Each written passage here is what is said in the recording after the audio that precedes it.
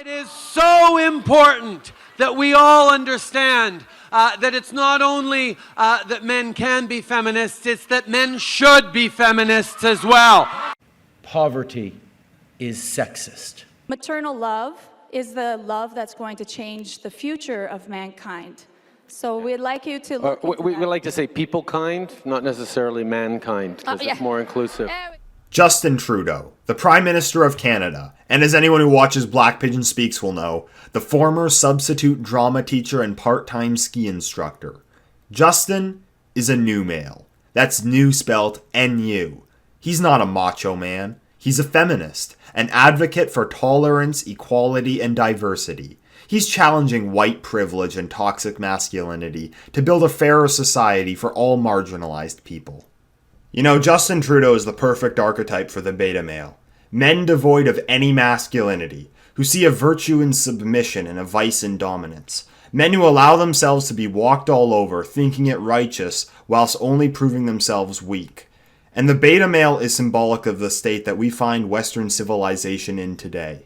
A civilization that lacks confidence, that's afraid of itself, that sees self-flagellation as virtuous and self-esteem as dangerous, eaten through and through with guilt and self-loathing.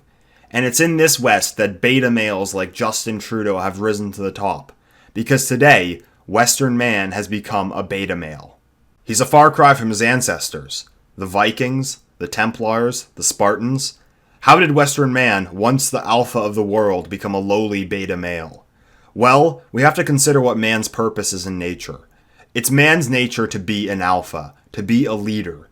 It was up to him to gather resources to provide for his family and to defend his land from invaders.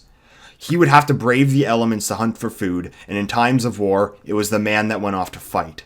And this required men to be tough. He needed to be tough to survive.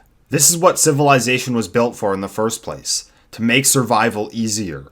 Civilization allowed for men to band together, to farm, to build permanent settlements, to create enterprise, and to form an army to defend their civilization. And there was no better man at this game of civilization than Western man. Europe became the best at enterprise and the best at war. And it was this ingenuity that allowed Europe to become the greatest civilization and to expand across the earth. Only 1 century ago, Western man stood at the top of the world as the undisputed alpha male, having won the game of civilization. But then disaster struck. Western civilization plunged itself into not one, but 2 world wars, which caused levels of destruction unparalleled in history. It's been said by many that the 2 world wars were what made the West lose its self-confidence. But why? The history of Western civilization had been full of war, murder, famine, and disease. Western man had faced every hardship imaginable many times before. Why was it different this time? Because the post-war era brought about something that the West hadn't seen before. It brought about the promise of everlasting peace and prosperity. Once the wars came to an end, the West made a commitment to make the Second World War the last World War. They decided to make a global effort to end all wars. Now, of course, all wars didn't end. There was the Cold War that went on for about 40 years, but nothing ever came from it. The Cold War came to an end, and armed with nuclear weapons and the might of NATO, it appeared as though no force on Earth could ever again pose a threat to the West. The World Wars brought an end to the old order in the West, but the new order was able to bring about prosperity.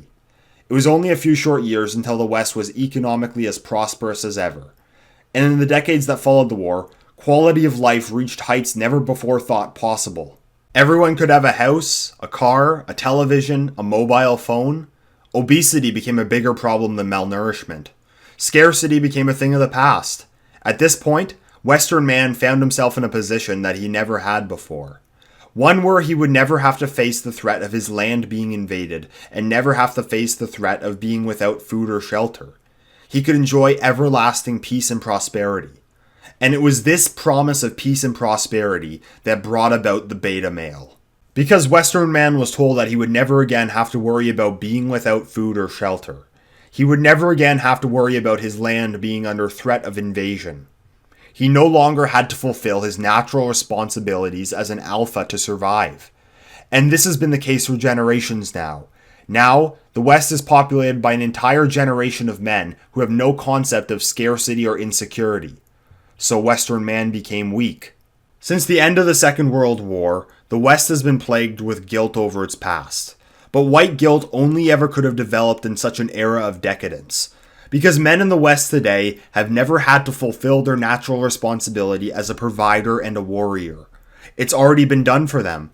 They know nothing of the sacrifice that their ancestors made to defend Europe, to brave the elements, to face famine, war, and disease. They only know the fruits of their ancestors' labor, but not the labor itself. And that is why white guilt became a thing. Because Western man today sees himself as unworthy of the seemingly endless peace and prosperity that he has inherited. He sees his position in the world as unjust because he knows nothing of the struggle that it took to put him there. He has been given an abundance of wealth without any sacrifice, and he has taken that abundance for granted. Western man of the modern day, who knows nothing of the sacrifice that it took the West to get to this point, has developed an unnatural belief in egalitarianism. He wants to bring to others what he has been given. He now sees it as oppressive to be assertive and virtuous to be submissive. He sees the haves as having too much and the have-nots as having not enough. He is completely unable to stand up for himself. He can't say no. Western man has become a beta male. And in this unnatural state, he has lost the natural instinct of civilizational defense. Since Western man of the modern day has never faced a real threat to his land, he has become careless and weak, and his carelessness has put the West in danger yet again. In his weakness and naivety, he has opened his borders to the rest of the world. The beta male that is the modern Western man sees himself as doing what is moral. He thinks that he is doing the right thing by sharing the abundance that he was fortunate enough to inherit. He sees himself as righteous, but in reality he is only foolish. Because the men that he has let in, especially the ones from the Islamic world, they're not beta males. They have experienced scarcity, they've experienced war, and what their ancestors would have fought wars for, they have been handed on a silver platter. The beta male sees himself as bringing about equality, but the beta male is an unnatural creature.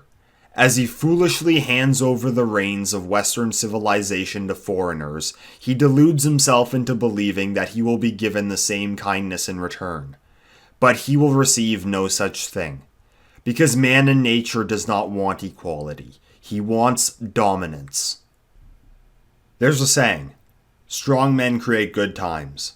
Good times create weak men. Weak men create hard times, and hard times create strong men. Western man was the strong man of the world. He was able to create a civilization more powerful and more prosperous than any seen before in history.